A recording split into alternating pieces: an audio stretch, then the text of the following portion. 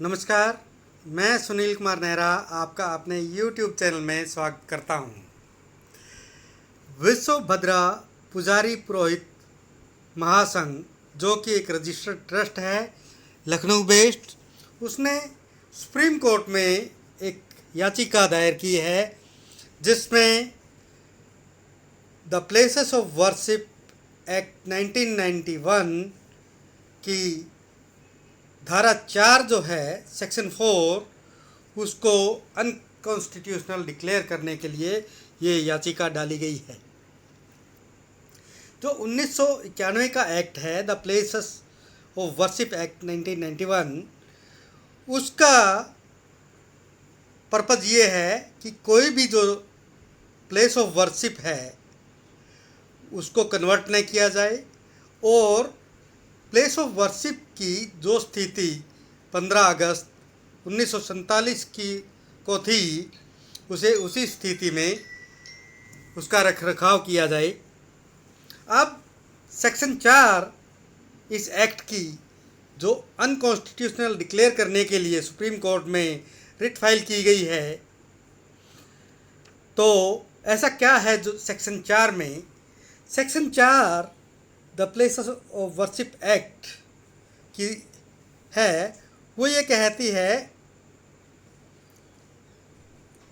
कि it is here by declared that religious character of place of worship existing on 15th day of August 1947 shall continue to be the same as it existed on that day। यानी जो place of worship हैं उनका जो character है, यानी वो जिस रूप में है 15 अगस्त 1947 को थे, वो उसी रूप में बने रहेंगे।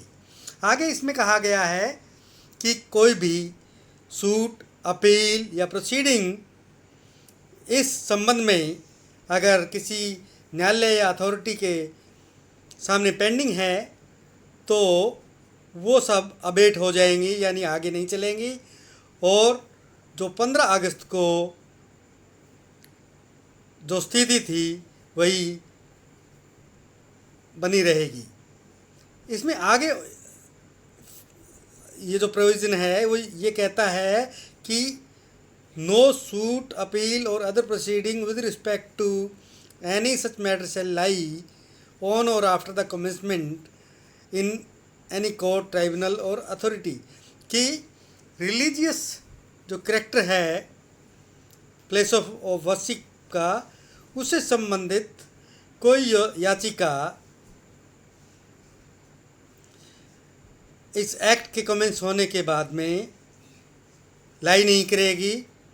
आगे एक प्रोविज़ो है, यानी प्रोविज़ो में ये कहा गया है कि provided that if any suit, appeal और other proceeding instituted or filed on the ground that conversion has taken place in the religious character of any such place after 15th day of August 1947 is pending on the commencement of this act, such suit, appeal or other proceeding shall be disposed of in accordance with the provision of subsection 1।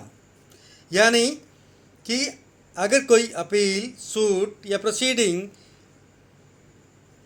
अगर कहीं पे pending है और उसमें religious character है, वो 15 अगस्त 1947 के बाद अफेक्ट हुआ है, उसमें चेंज हुआ है, तो वो प्रोसीडिंग इस सेक्शन 4 की जो सब सेक्शन 1 है उसके अनुसार उनको डिस्पोज ऑफ किया जाएगा।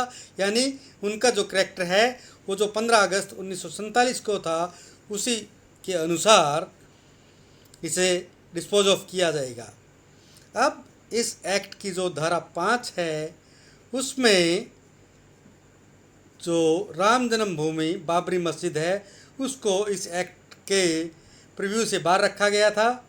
यानी ये एक्ट राम जन्मभूमि बाबरी मस्जिद का जो अब तो फैसला भी आ चुका है, और उस वक्त इस स्थल को, धार्मिक स्थल को, राम जन्मभूमि को इस एक्ट के दायरे से बाहर रखा गया था। तो अब जो विश्व भद्रा पुजारी पुरोहित महासंघ ने सुप्रीम कोर्ट में जो याचिका डाली है, जिसमें सेक्शन 4 को अनकॉन्स्टिट्यूशनल डिक्लेयर करने के लिए ये याचिका डाली गई है। विश्व भद्रा पुजारी पुरोहित महासंघ लखनऊ बेस्ड एक रजिस्टर्ड ट्रस्ट है। ये हिंदू पुजारियों का एक संघ है जिसने ये याचिका सुप्रीम कोर्ट में डाली है। विश्व भद्रा पुजारी पुरोहित महासंघ के अलावा कुछ अन्य पिटिशनर्स भी इस रिट में शामिल हैं और अब इस रिट की सुनवाई सुप्रीम कोर्ट में होगी। और इससे संबंधित और जानकारी के लिए आप हमारे चैनल पर बने रहें। आप हमारे चैनल पे आए, इस पे समय बिताने के लिए आपका बहुत बहुत धन्यवाद।